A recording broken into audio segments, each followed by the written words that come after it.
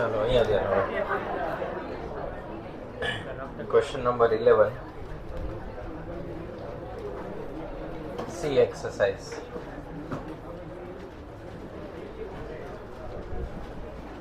Exercise सी में 11th question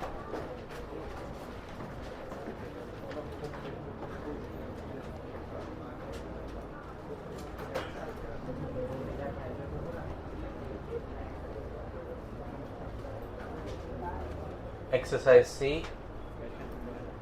question number 11. There are 12 points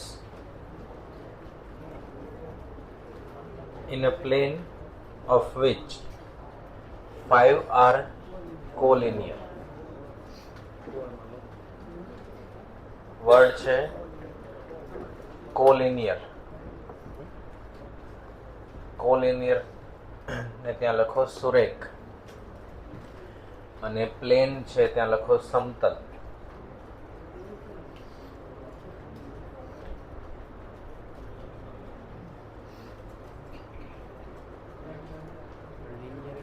collinear એટલે સુરેખ અને પ્લેન એટલે સમતલ. 12 પોઈન્ટ્સ એટલે સમતલમાં 12 બિંદુ મૂક્યા છે. Total there are 12 points in a plane of which 5 are collinear. 12 બિંદુમાંથી 5 બિંદુ એક જ રેખા ઉપર આવેલા છે. સુરેખ એટલે એક જ રેખા ઉપર આવેલો બિંદુ એને શું કહેવાય? સુરેખ બિંદુઓ. The number of triangle is. તો ટ્રાયેંગલ બનાવવું હોય તો કેટલા બિંદુની જરૂર પડે? 3 બિંદુ. કોઈ પણ 2 બિંદુ હોય એ હંમેશા કોલિનિયર જ કહેવાય. કોઈ પણ 2 બિંદુ જે હોય એ હંમેશા કેવા કહેવાય? કોલિનિયર. કોલિનિયર ચેક કરવું હોય તો ઓછામાં ઓછા કેટલા બિંદુની જરૂર પડે? 3. એક બિંદુમાંથી અનંત રેખાઓ પસાર થઈ શકે એ તો ખ્યાલ છે. 2 બિંદુમાંથી એક અને માત્ર એક રેખા પસાર થઈ શકે. ગમે ત્યાં 2 બિંદુ મૂકી દો સમતલમાં એ તો સુરેખ જ થાય, કારણ કે રેખા બનાવવા માટે કેટલા બિંદુ જોઈએ? 2. તો સુરેખ થઈ ગયા એક રેખા ઉપર. બિંદુઓની કોલિનિયરિટી એટલે કે આપેલા બિંદુ સુરેખ છે કે નહીં એવું તપાસવું હોય તો ઓછામાં ઓછા કેટલા બિંદુ જોઈએ? 3. 3 થી ઓછા બિંદુ બધા સુરેખ જ હોય. 2 તો બધા સુરેખ જ હોય અને એક બિંદુ સુરેખ તપાસી શકાય. આ સાવ બેસિક માહિતી. ટ્રાયેંગલ બનાવવો હોય તો સુરેખ બિંદુથી ટ્રાયેંગલ બને. 2 બિંદુ અને એક બીજું અલગ લોકેશન પર જે એક રેખા ઉપર ન આવતું હોય એનાથી શું બની જાય? ટ્રાયેંગલ બને. તો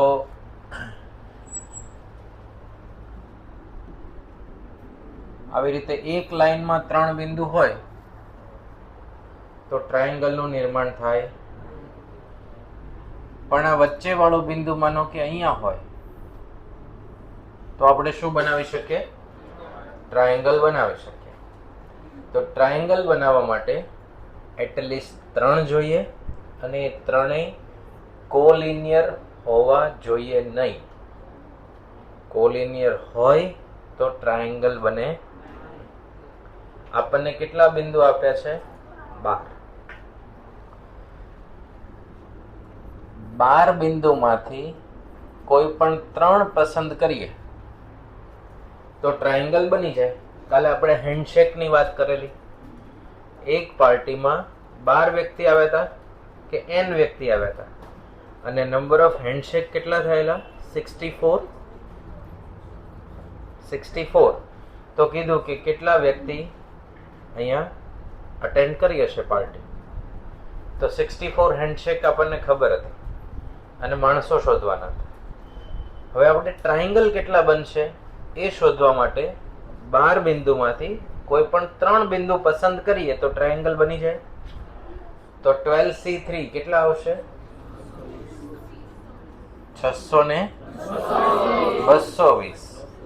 220 220 છે એ 12 બિંદુની મદદથી ટ્રાયેંગલ કેટલા બને? 220. પણ એમાં આપણને 5 તો કેવા કીધા? કોલિનિયર. તો 5 બિંદુ દ્વારા કેટલા ટ્રાયેંગલ બને? તો કે 5C3 જેટલા બને. 10. તો આન્સર શું આવશે? 210. તમને આન્સર 220 પણ આપ્યો હશે અને 210 પણ આપ્યો હશે? નથી આપ્યો. તો જો કોમ્પ્લિકેટેડ ક્વેશ્ચન કરવો હોય તો 220 પણ મૂકી શકાય. ફરી વખત ક્વેશ્ચનને સમજીએ. ગણતરી સાવ નાની છે. જે કંઈ સમજવાનો ભાગ છે એ થિયોરેટિકલ છે કે 12 બિંદુ, એક પણ બિંદુ કોલિનિયર છે નહીં. રેન્ડમલી છૂટા સમતલમાં પડ્યા હોય એમાંથી આપણે 3 પસંદ કરીએ તો તમારે 12C3 ટ્રાયેંગલ એટલે 220 ટ્રાયેંગલ તમે બનાવી શકો. સંજોગો વસાત આપણે ત્યાં 12 માંથી 5 એક લાઈન પર આવેલા છે. તો જે એક લાઈન ઉપર આવેલા બિંદુ હોય એના દ્વારા જે ત્રિકોણ બનતા હોય એટલા આપણે શું કરી દેવાના? માઇનસ કરી દેવાના. એટલે 220 માંથી 10 ત્રિકોણ એવા હોય કે જો આ 5 બિંદુ એક રેખા પર ન હોય અને છૂટા છૂટા હોય તો બીજા એડિશનલ કેટલા ત્રિકોણ બને? 10 બને. એ 10 આપણે શું કર્યા? માઇનસ કર્યા. એટલે 210 આપણને શું મળી જાય? ટ્રાયેંગલ મળે જે આ કન્ડિશનનું પાલન કરતા હોય. કઈ કન્ડિશન? 12 બિંદુમાંથી 5 બિંદુ કોલિનિયર છે. તો કેટલા નવા નવા વર્ડ થયા? એક પોઈન્ટ એટલે બિંદુ, પ્લેન એટલે સમતલ, કોલિનિયર એટલે સુરેખ. ટ્રાયેંગલ તો હવે ફાવશે? ઓકે, લખી દો ત્યાં 12C3 minus 5C3 અને 5C3 માં બાજુમાં લખજો કે 5 points collinear.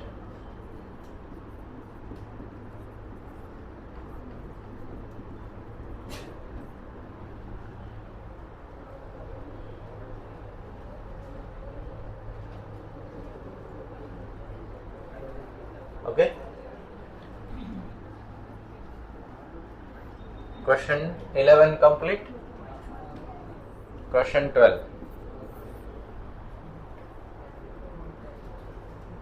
The number of straight line.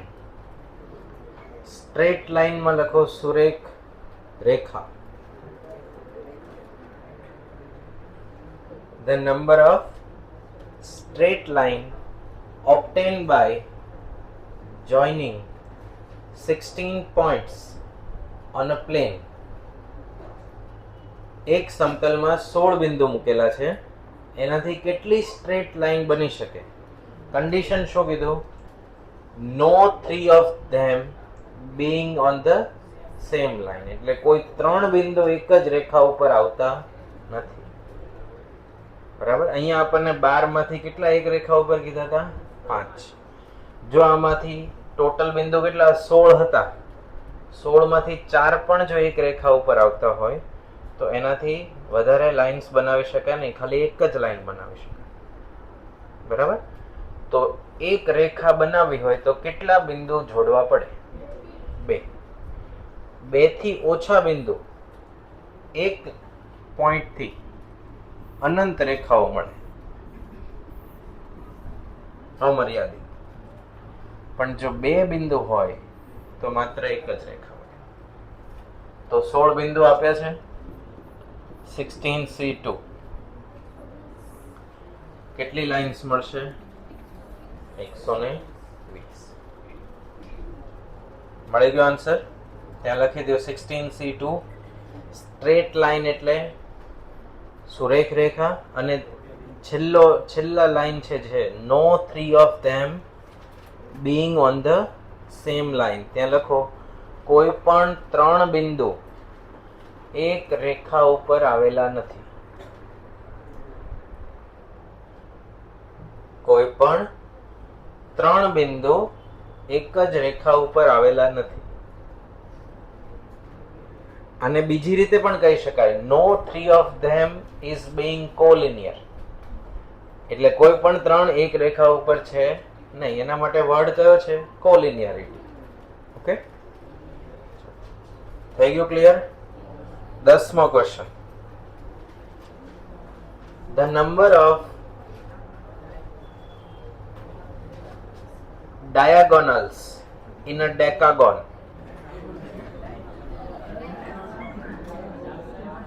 1/3. Formula શું આપી છે? 1/2 n(n-3).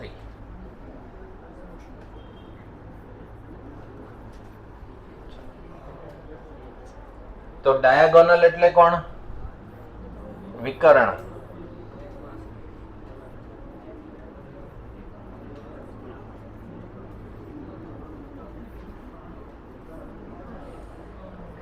અને રાઈટ એંગલ ટ્રાયેંગલમાં કર્ણને શું કહેવાતું હતું? હાઇપોટેનસ. શું બોલાતું હતું એને? હાઇપોટેનસ. અને આને શું બોલાય? ડાયાગોનલ. તો ચાર બાજુ હોય એટલે કે ચોરસ કે લંબચોરસ, એના ડાયાગોનલ કેટલા મળે છે? 2. તો અહીંયા આ જે n છે એ છે નંબર ઓફ સાઈડ. ચાર બાજુ 4 - 1, 2 × 1. કેટલા ડાયાગોનલ મળે? 2. 5 બાજુ હોય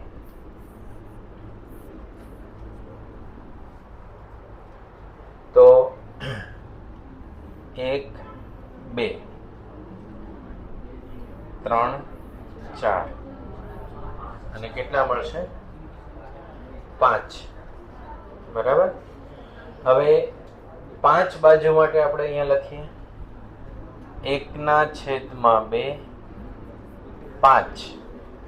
5 - 3 તો 5 2/2. ડાયાગોનલ ની સંખ્યા કેટલી મળી? એવી રીતે 6 બાજુ માટે હેક્ઝાગોન, 8 બાજુ માટે ઓક્ટાગોન, 10 બાજુ માટે ડેકાગોન. તો બાજુ કેટલી છે? 10. તો ત્યાં ડેકાગોન વર્ડ છે તે લખો 10 બાજુ વાળી બંધ આકૃતિ.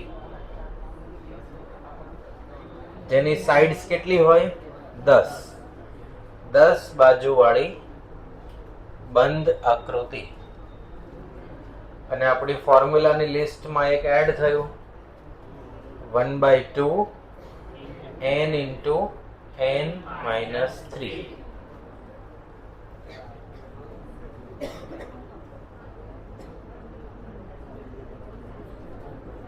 number of diagonal is equal to 1/2 n(n-3). તો 1/2 10 અને 10 માંથી 3 જાય તો 7, તો 35. અગેન કેલ્ક્યુલેશન બહુ નાની અને ઈઝી છે. એક સૂત્ર યાદ રહેવું જોઈએ અને ક્વેશ્ચનમાં શું પૂછાયું છે એ સમજાવવું જોઈએ. બધા જ ક્વેશ્ચન એવા છે. બરાબર. તો 10, 11, 12 complete. Okay.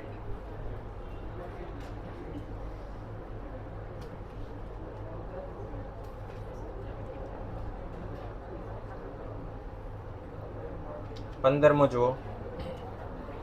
Question number 15.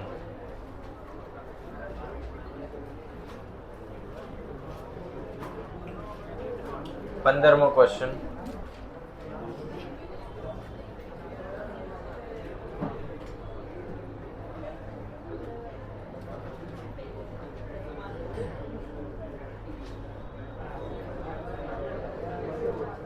The number of parallelogram એટલે ત્યાં લખો સમાંતર બાજુ ચતુષ્કોણ.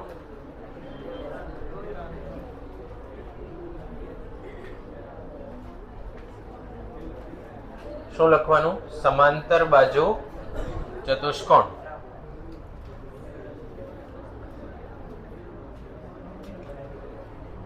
The number of parallelogram that can be formed from a set of parallel line.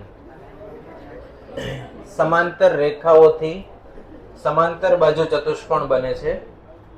અને કઈ લાઈન પેરેલલ છે?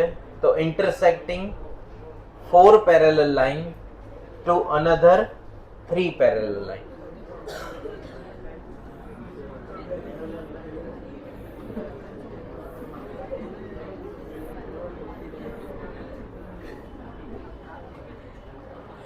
તો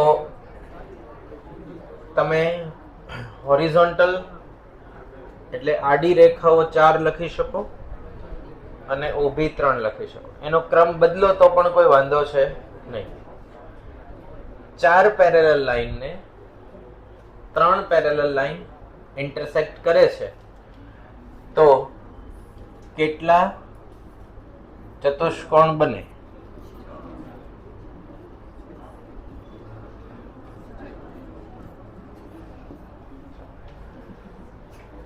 એવી રીતે 6 તમે ગણી લીધા, પણ એનાથી વધારે બને.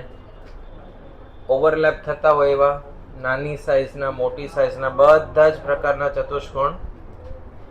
ચતુષ્કોણ એટલે શું? તો કે 4 બાજુ હોય અને પેરેલલ લાઇન્સ હોય. પછી સાઈઝથી કોઈ ફરક પડતો નથી. જુઓ, તમે આ ઇન્ડિવિજ્યુઅલ આ એકને ગણી હોય એવા 6 મળે. પછી આ બંનેને કમ્બાઈન પણ ગણી શકો અને એવી રીતે આમ વર્ટિકલી પણ કમ્બાઈન ગણી શકો, જેમાં 3 એક સાથે આવે, 2 એક સાથે આવે. બરાબર? તો એ કેલ્ક્યુલેશન આપણે સૂત્રથી કરી શકીએ. કોઈ પણ ચતુષ્કોણ બનાવવો હોય તો આડી રેખા 4 માંથી 2 પસંદ કરવી પડે અને ઊભી રેખા 3 માંથી 2 પસંદ કરે. સામસામે 2 જોઈએ તો આડી રેખાઓ 4 છે, એમાંથી કોઈ પણ 2 લ્યો, અને ઊભી રેખા 3 છે, એમાંથી કોઈ પણ 2 લ્યો. તો 4C2 ની વેલ્યુ અને 3C2 ની વેલ્યુ, તો કેટલા ચતુષ્કોણ મળે? 18 મળે. હવે 18 સંખ્યા નાની છે એટલે કદાચ એક વખત આપણે મેન્યુઅલી પણ કાઉન્ટ કરી શકીએ, પણ અહીંયા પેરેલલ લાઈન 4 ના બદલે 5 હોય તો 5C2 કેટલા થશે? અને ઇન્ટુ 3 તો 30 મેન્યુઅલી કાઉન્ટ થઈ શકે નહીં, અથવા બહુ જ લાંબો ટાઈમ લાગે ને એક માઇનર મિસ્ટેક થઈ તો પણ 30 સુધી પહોંચી શકાય નહીં. એટલે અહીંયા કાઉન્ટ કેવી રીતે થશે? 4 માંથી 2 લાઈન પસંદ કરો જે આડી રેખાઓ હોય, અને 4 માંથી 3 માંથી 2 લાઈન પસંદ કરો જે ઊભી રેખાઓ હોય. બરાબર? આવી આકૃતિ તમે ત્યાં બનાવી દો અને પછી બાજુમાં સૂત્ર લખી દો, 4C2 3C2.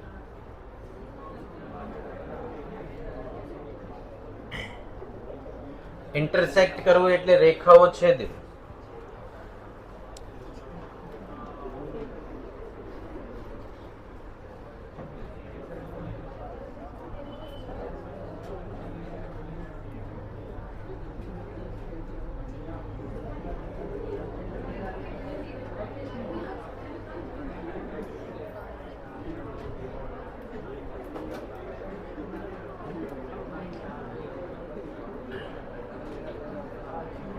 Four C2 3C2.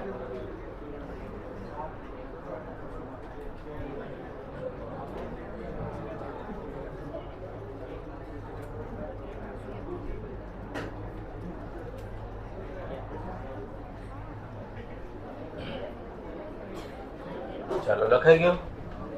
પછી question number 18 18મો 8 points are marked on the circumference of a circle. તો આપણે આના પહેલા ચતુષ્કોણ જોયું હતું. હવે સર્કલ ને રિલેટેડ માહિતી સમજી લઈએ, અને જે તમે જાણો છો એનું ખાલી ઇંગ્લિશ કન્વર્ઝન સમજવાનું છે.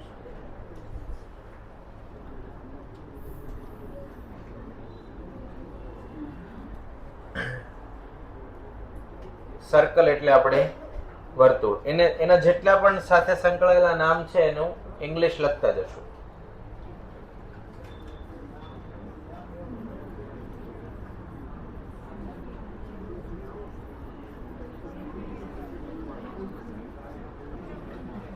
સેન્ટર ઓફ સર્કલ એટલે એનું કેન્દ્ર.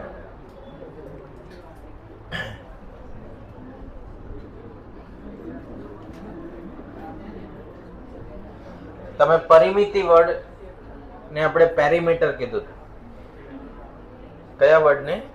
પરિમિતિ વર્ડ ને શું કીધેલું આપણે? પેરીમીટર. વર્તુળ માટે પરિમિતિ કરતા એક સ્પેસિફિક વર્ડ છે જેને આપણે શું કહીએ છીએ? પરિઘ. જે આખું સર્કલ છે એની જે લેન્થ હોય, પરિઘ હશે 2πr.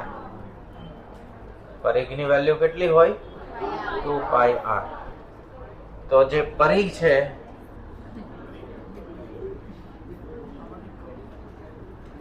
એને કહેવાશે સર્કમ્ફિયરન્સ, એટલે વર્તુળનો પરિઘ. બીજી સેન્સમાં વર્તુળની પરિમિતિ. પરિઘની વેલ્યુ કેટલી? 2πr.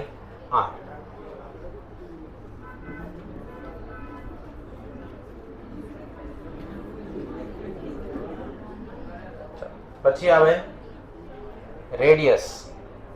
રેડિયસ એટલે શું? ત્રિજ્યા. એને સ્મોલ r થી દર્શાવાશે. ત્રિજ્યા એટલે અહીંયાથી આ ડિસ્ટન્સ 2 વખત ત્રિજ્યા થાય વ્યાસ, અને r થી દર્શાવાશે અને d થી દર્શાવાશે. વ્યાસને શું કહેવાશે? Diameter. Diameter d is equal to 2 times radius. ત્રિજ્યા કેટલી વખત? 2 વખત. પછી કોઈ પણ 2 બિંદુ વર્તુળના પરિઘ ઉપર મૂકેલા હોય, એક બિંદુ આ A અને આ B, એને જોડીએ અને જે રેખાખંડ મળે એને કહેવાશે જીવા.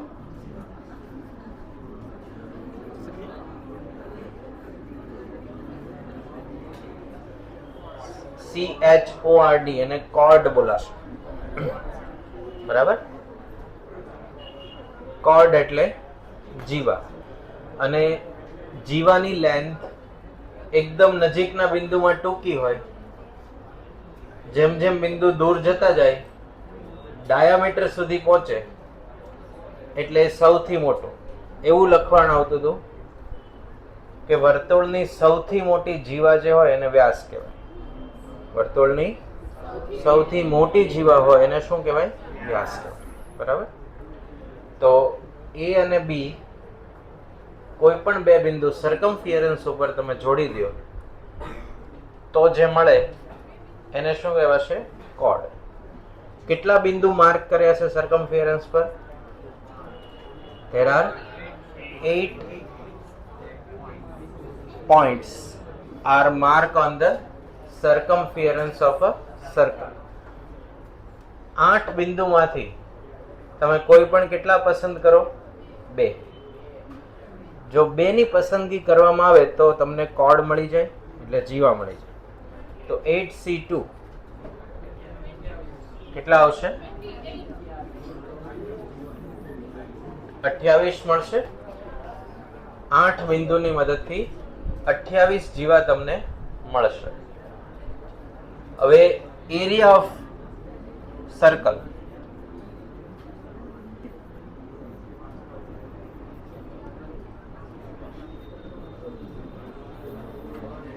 કેટલી વેલ્યુ થાય? પાઈ આર સ્ક્વેર. એટલે વર્તુળની શું થશે? એરિયા મળશે. તો આપણે આજે જ્યોમેટ્રીને લગતા બધા ક્વેશ્ચન જોયા. એક આપણે બિંદુઓ મૂક્યા પ્લેનમાં, સમતલમાં બિંદુ મૂક્યા પછી એમાંથી કોલિનિયર પોઈન્ટ્સ હતા, એમાંથી કેટલી રેખાઓ બને એ જોયું, કે ટ્રાયેંગલ બનશે એ જોયું.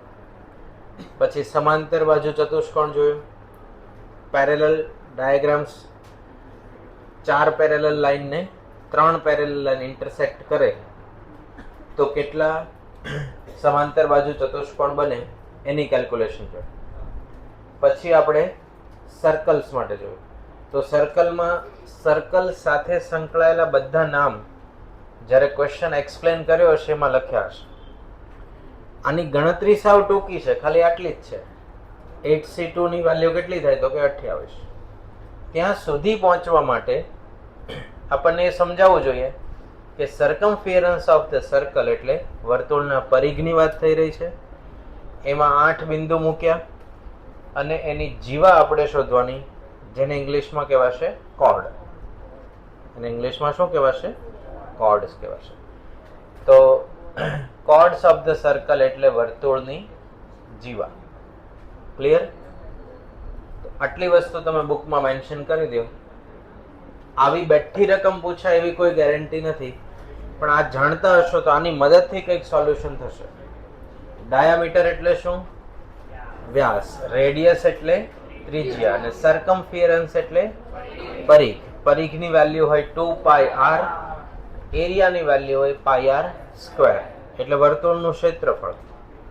અને 2 વખત રેડિયસ થાય તો ડાયામીટર બને. વર્તુળની સૌથી મોટી જે જીવા હોય એને વ્યાસ કહેવાય. અને વ્યાસ 2 ટાઈમ્સ રેડિયસ બરાબર થાય. 2 વખત રેડિયસ એટલે કોણ બની જશે? ડાયામીટર બની જાય, વ્યાસ બની જાય. ક્લિયર? લખી લેવા. આ બધી માહિતી ક્વેશ્ચન ફેરવશે કે કઈ ચેન્જીસ કરે તો એમાં આની જરૂર પડે.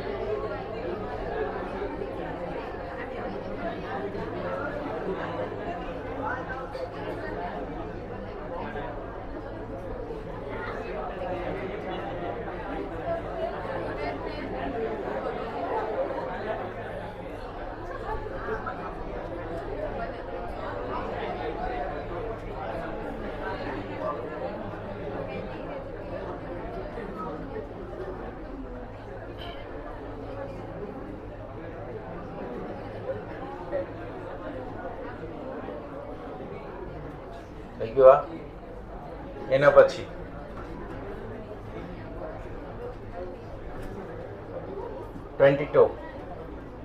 question number 22. There are 5 bulbs. ગણતરી જાતે કરવાની છે. 5 bulbs of which 3 are defective. તમારી પાસે 5 અવેલેબલ બલ્બ કે લેમ્પ છે, એમાંથી ડિફેક્ટિવ કેટલા છે? 3. 3 આર ડિફેક્ટિવ. અને બે અલગ અલગ બલ્બ પોઈન્ટમાં એને ટ્રાય કરવામાં આવે છે એક રૂમની અંદર, એટલે જેને આપણે હોલ્ડર કહીએ તે. બરાબર? તો એક ડાર્ક રૂમમાં 5 બલ્બ લઈને આપણે ગયા, 3 ડિફેક્ટિવ છે, અને જુદા જુદા બે હોલ્ડરમાં એને ટ્રાય કરવામાં આવે છે. તો શું કીધું છે? Find the number of trials કે જેમાં રૂમમાં અજવાળું કે પ્રકાશ થશે.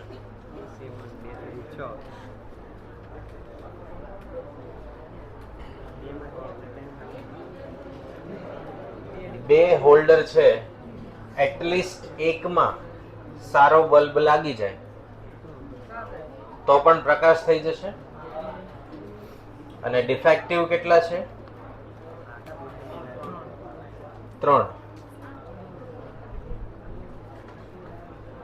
ડિફેક્ટિવ બલ્બ કેટલા છે? 3.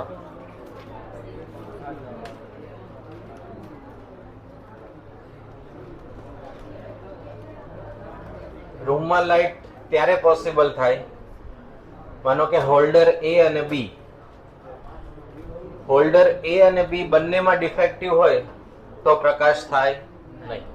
એના સિવાયના બંને કેસમાં પ્રકાશ થાય. એમાં સારો બલ્બ બીમાં ડિફેક્ટિવ તો પ્રકાશ થાય, બીમાં સારો બલ્બ એમાં ડિફેક્ટિવ તો પણ પ્રકાશ, બંને સારા બલ્બ તો પણ પ્રકાશ થાય. તો 6 બલ્બમાંથી નક્કી કરો, 5 બલ્બ્સમાંથી 3 ડિફેક્ટિવ છે.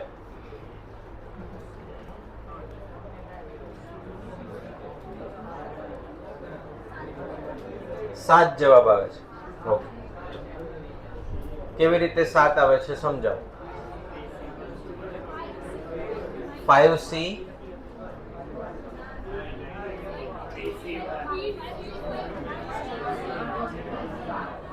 3C1 ગુણ્યા 2C1, 3C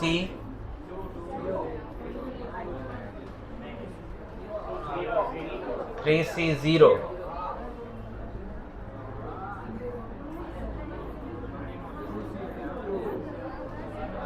2C2, 2C2 ની વેલ્યુ 1 અને 3C0 1. 3 ગુણ્યા 2.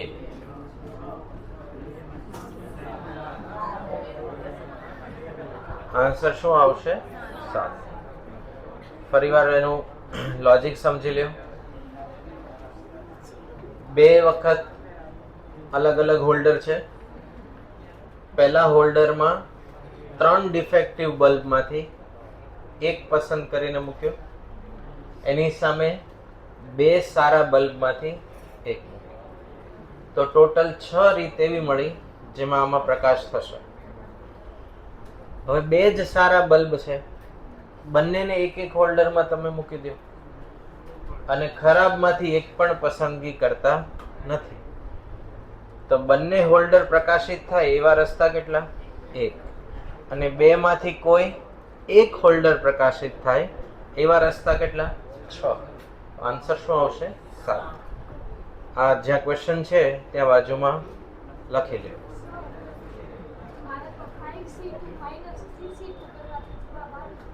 હા, 5C2 minus 3C2.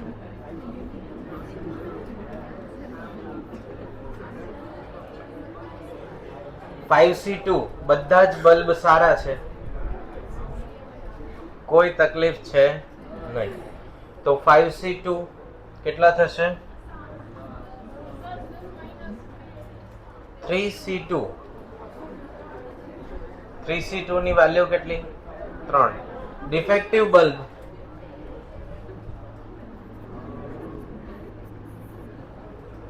એવું કેલ્ક્યુલેશન પણ પોસિબલ છે. આપણે કાલે આવી મેથડ જ વાપરી હતી મિસ્ટર એક્સ મિસિસ વાય વાળા કેસમાં, પછી બેસ્ટ કેસ વર્સ્ટ કેસ વાળા બધામાં, બરાબર. પછી આજે પણ ટ્રાયંગલ વાળામાં પણ આ જ કર્યું. 12 પોઈન્ટની મદદથી જે ટ્રાયંગલ થતા હતા 5 આપણે એમાંથી બાદ કરી. હવે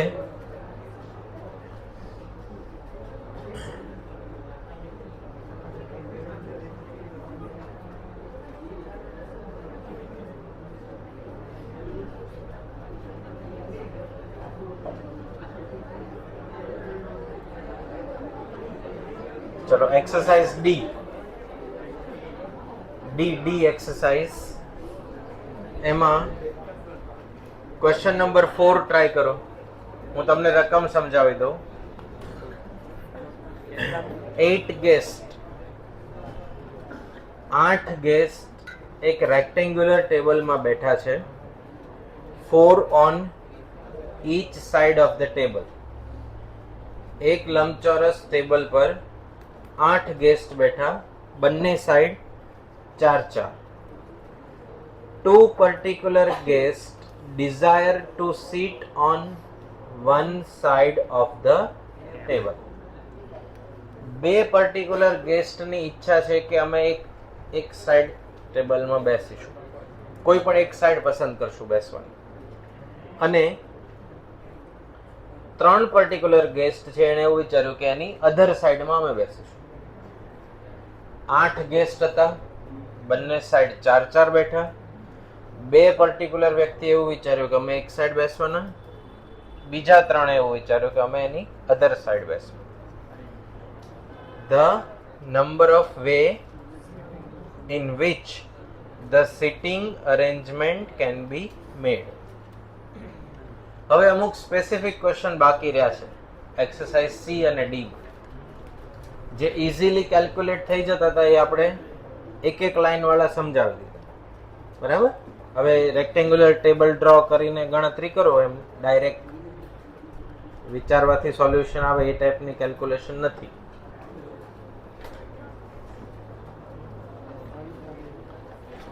આઠ વ્યક્તિમાંથી 4 આ સાઈડ 4 આ સાઈડ. એ 4માં પાછી કન્ડિશન શું? 2 અમે એક સાઈડ બેસશું અને 3 બીજી સાઈડ બેસવાનું. જાતે વિચારવું, બાજુવાળા સાથે ડિસ્કસ કરવાથી આન્સર આવી જાય એવા ચાન્સ ઓછા છે.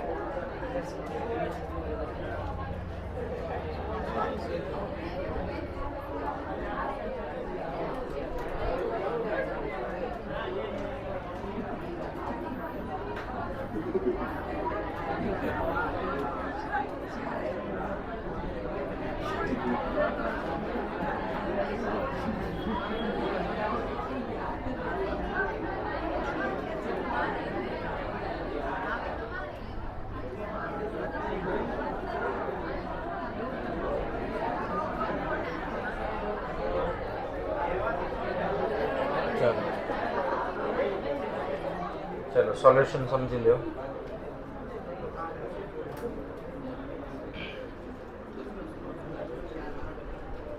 રેક્ટેન્ગ્યુલર ટેબલમાં કેટલા ગેસ્ટ બેઠા છે?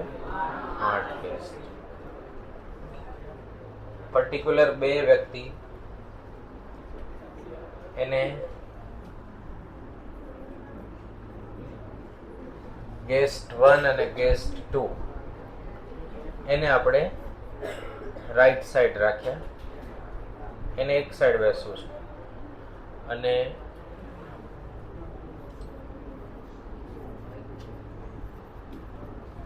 એમને કઈ સાઈડ બેસવું છે? Left hand side. આમ ફેરવી દો તો કઈ ફરક નહીં પડે, ચાલશે. ટોટલ ગેસ્ટ 8 છે. ગેસ્ટ 6, 7, 8 ને કોઈ કન્ડિશન છે, એને ગમે ત્યાં બેસો ચાલો. તો ગેસ્ટ 1 ને 4 જગ્યા છે, એવી જ રીતે ગેસ્ટ 2 માટે પણ એક બાજુની 4 જગ્યા છે. તો 1 અને 2 ને બેસાડવા માટે ગેસ્ટ 1 આ 4 માંથી કોઈ એક ઓપ્શન પસંદ કરશે. એના બેસી ગયા પછી ગેસ્ટ 2 માટે કેટલા ઓપ્શન બચે? એટલે આ લોકો એક સાઈડ અલગ અલગ 12 રીતે બેસી શકે. એમને એક સાઈડ બેસવું છે. ગેસ્ટ 3, 4, 5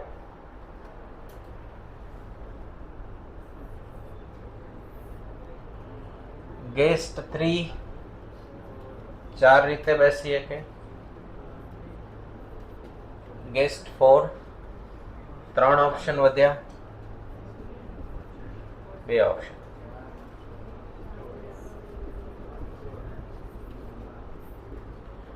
ક્વેશ્ચનની બંને કન્ડિશનનું પાલન થયું કે 2 જણા કોઈ એક સાઈડ બેસશે, 3 જણા બીજા અલગ સાઈડ. 2 ગ્રુપ પડી ગયા હતા.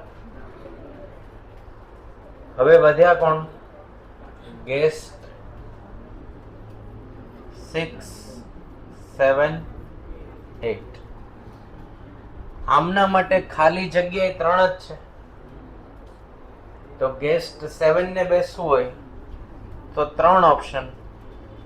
ગેસ્ટ 6 ને 7 ને બેસવું હોય તો અને 8 ને બેસવું હોય તો.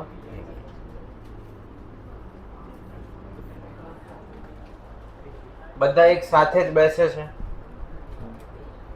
8 8 ગેસ્ટ તો 24,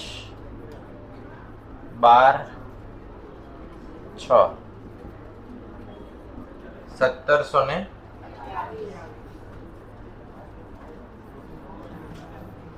વે મળે, જેમાં તમે કેટલા ગેસ્ટને અરેન્જમેન્ટ કરી શકશો? 8 ગેસ્ટની અરેન્જમેન્ટ કરી શકો 1728 વસ્તુ. અને આ કન્ડિશનનું પાલન થતું. કોઈ પણ કન્ડિશનનું પાલન ન થતું એવી કોઈ આમાં કેલ્ક્યુલેશન હોય તો કયો?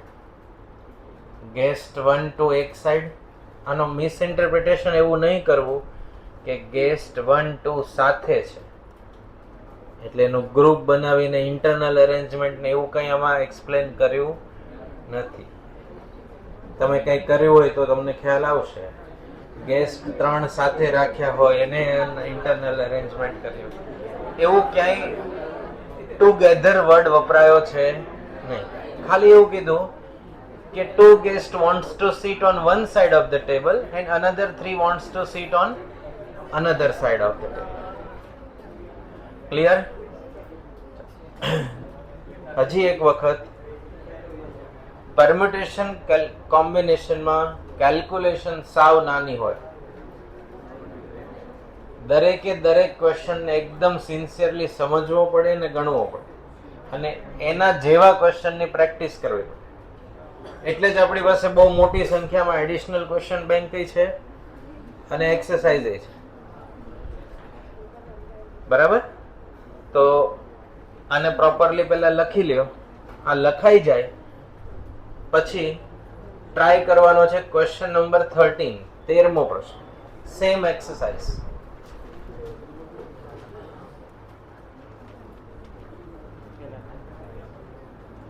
ક્વેશ્ચન નંબર 13, સેમ એક્સરસાઇઝ જાતે ટ્રાય કરો.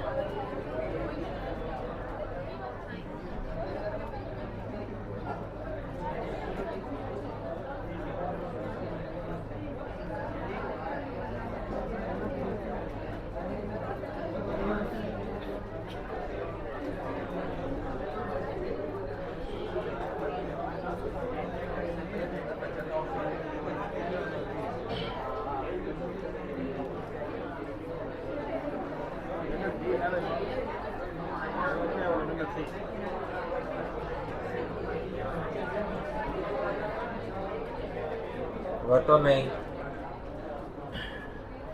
જાતે સોલ્વ કરો,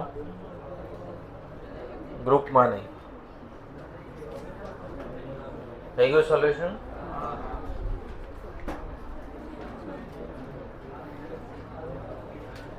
કેટલામો પ્રશ્ન છે?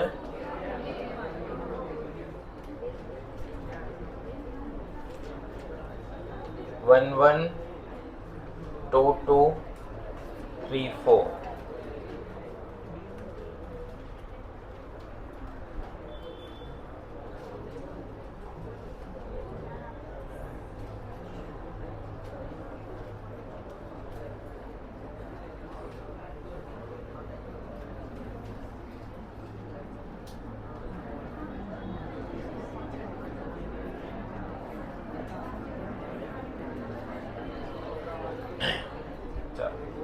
હું તમને ખાલી કેવી રીતે કેલ્ક્યુલેશન થાય છે એનો 50% પોર્શન સમજાવું, પછી એકવાર હજી ટ્રાય કરો. કેટલા અંકની સંખ્યા બનાવવાની છે? 4 અંક. હમણાં સુધી આમાં કોઈ પણ આલ્ફાબેટ આપણે રિપીટ નહોતા થતા. એવું કહેતા હોય કે 0 1 2 3 4 ની મદદથી 4 અંકની કેટલી સંખ્યા બને, 100 થી મોટી કેટલી બને, 100 અને 1000 વચ્ચે કેટલી આવે. એમાં અંક રિપીટ થતા હતા નહીં. અહીંયા તમે 4 અંકની સંખ્યા મૂકો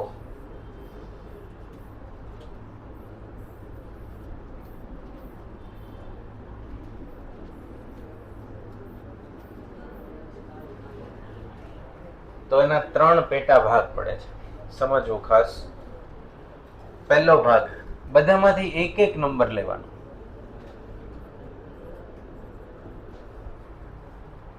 બધામાંથી એક એક નંબર લેવાનો. બીજો ભાગ, 2 નંબર રિપીટ લેવાના, તો 1 1 3 4 એ થાય. આવું પણ શક્ય છે. બંને નંબર સરખા લેવાના,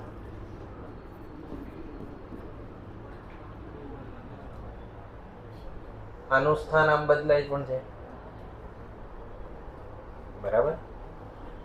તો ટોટલ 3 ભાગ પડશે. આની કેલ્ક્યુલેશન શોધો, આની કેલ્ક્યુલેશન શોધો અને આની શોધો. કેસ 1, કેસ 2, કેસ 3 અને પછી ત્રણેયનો શું કરી દેવાનો? સરવાળો. પછી ત્રણેયનો શું કરવાનો? સરવાળો. આનાથી વિશેષ કઈ બની શકે? ચેક કરી લ્યો.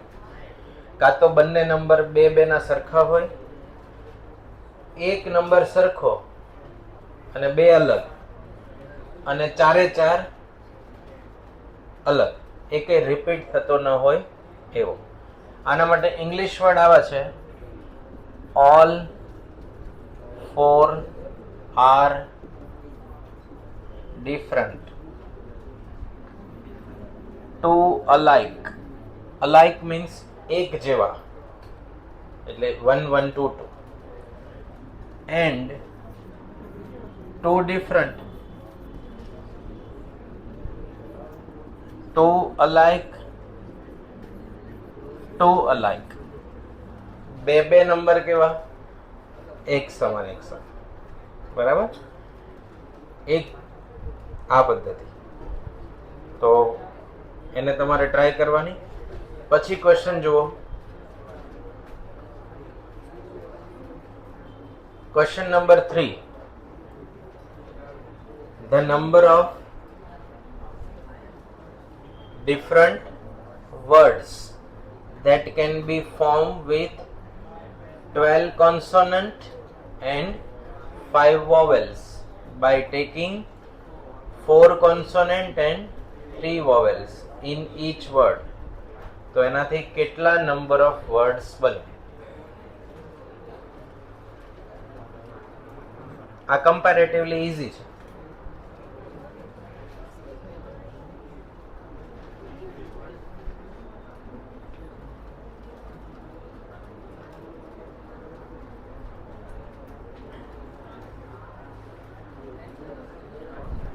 પરમ્યુટેશન કોમ્બિનેશનમાં બહુ ઈઝી છે ને એક એક લાઈનમાં જવાબ આવી જાય એવા ઓવર કોન્ફિડન્સમાં નહીં રહે.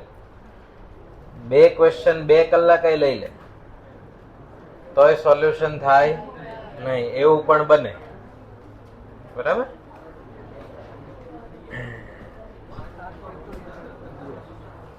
ત્રીજો ક્વેશ્ચન, શું આન્સર આવે?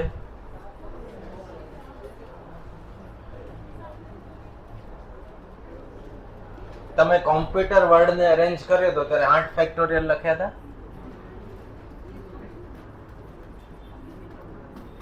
3 ને 3 6 ને 2 8. રીઅરેન્જ કરો તો 8 ફેક્ટોરિયલ -1. આવું કરતા હતા. જે ત્રીજો ક્વેશ્ચન છે એ 2 કોન્સેપ્ટ ભેગા છે, પરમ્યુટેશન એ છે અને કોમ્બિનેશન એ છે. કેવી રીતે સમજો? કેટલા વોવેલ્સ આપ્યા?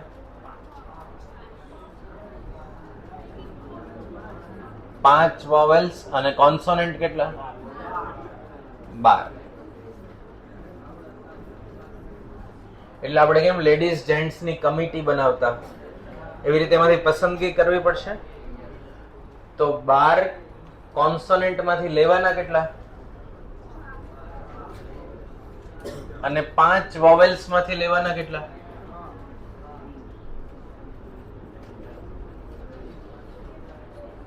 બરાબર.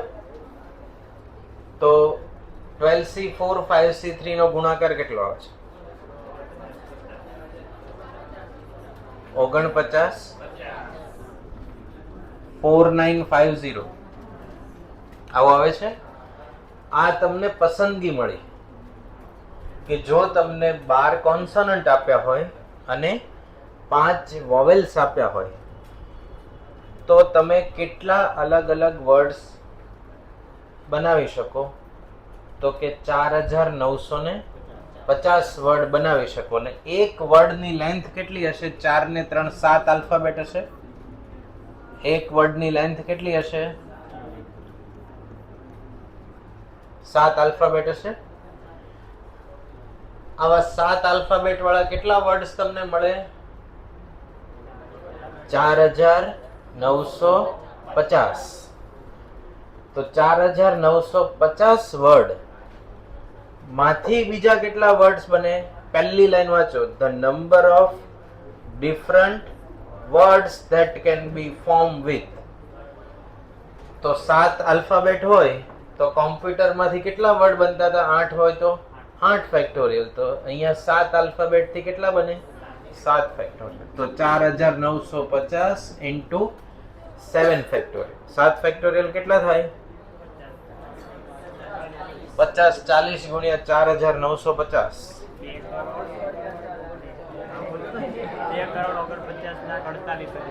એટલા વર્ડ્સ બને. બરાબર? ઓકે. એટલે નંબરમાં લખવા માટે રિલાયબલ ના લાગે એટલે આપણે અહીંયા સુધી જ લખેલું છે આ આન્સર. બરાબર? 4950 ઇન્ટુ 7 ફેક્ટોરિયલ. હવે આ ક્વેશ્ચન ના ભાગ પડી જાય. સાંભળો, 3 પાર્ટમાં ક્વેશ્ચન છે. કોઈ ખાલી એવું પૂછે કે ખાલી 7 આલ્ફાબેટ નો વર્ડ અરેન્જ કરો તો 7 ફેક્ટોરિયલ. કોઈ એમ પૂછે કે 12 કોન્સોનન્ટ અને 5 વોવેલ્સ ની મદદથી કેટલા વર્ડ મળે તો 4950. ને કોઈ એવું પૂછે કે 12 કોન્સોનન્ટ અને 4 વોવેલ્સ થી જે વર્ડ મળશે એનાથી કેટલા વર્ડ્સ બનશે તો 7 ફેક્ટોરિયલ ઇન્ટુ 4950. આ જ ક્વેશ્ચન માંથી જો 2 વર્ડ કાઢી નાખીએ તો આન્સર સી ના બદલે એ આવે. શું આવે?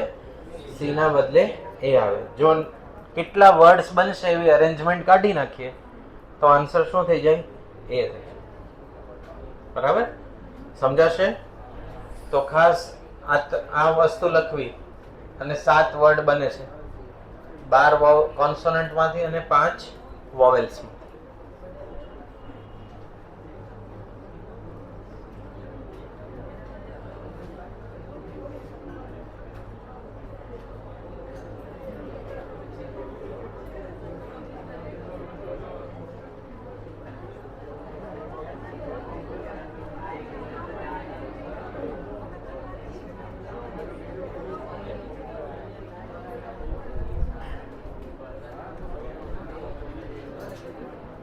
લખાયું?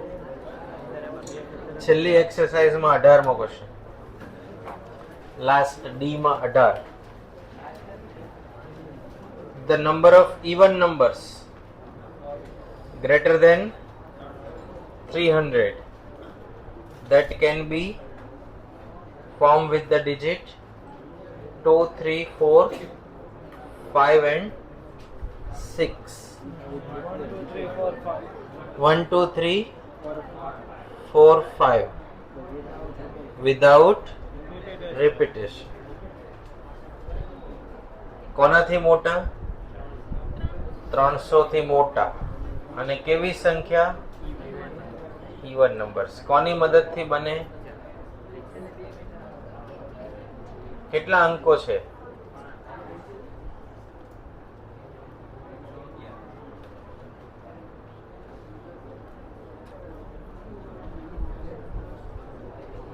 આમાંય તે ભાગ પડશે. 300 થી મોટી 3 અંકની સંખ્યા હોય, 2 અંકની ન હોય, 4 અંકની પણ હોય અને 5 અંકની પણ હોય. બધી 300 થી મોટી જ કહેવાય ને. તો પહેલા 3 અંકની સંખ્યા શોધવાની, પછી 4 અંકની શોધવાની, 5 અંકની શોધવાની. પાછી કેવી સંખ્યા હોવી જોઈએ? ઇવન એટલે બેકી. બેકી સંખ્યા મેળવવા એકમનો અંક કયો હોવો જોઈએ? 2 અથવા 4. આમાં પણ કેટલા કેસ આવશે? 3. Case 1, case 2, case 3.